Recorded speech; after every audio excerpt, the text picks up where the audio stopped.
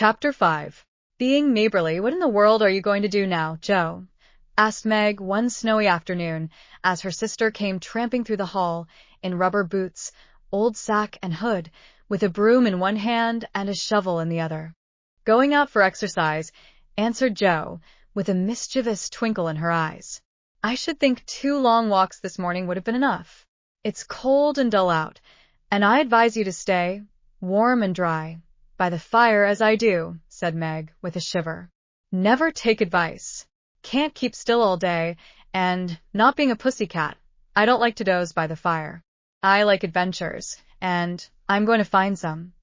Meg went back to toast her feet and read Ivanhoe, and Joe began to dig paths with great energy.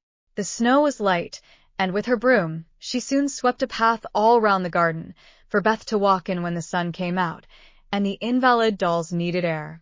Now, the garden separated the Marches' house from that of Mr. Lawrence. Both stood in a suburb of the city, which was still country-like, with groves and lawns, large gardens, and quiet streets. A low hedge parted the 2 estates. On one side was an old, brown house, looking rather bare and shabby, robbed of the vines that in summer covered its walls, and the flowers which then surrounded it.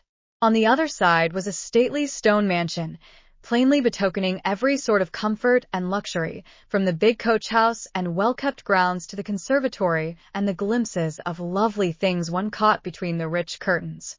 Yet it seemed a lonely, lifeless sort of house, for no children frolicked on the lawn, no motherly face ever smiled at the windows, and few people went in and out, except the old gentleman and his grandson, T.O. Joe's lively fancy.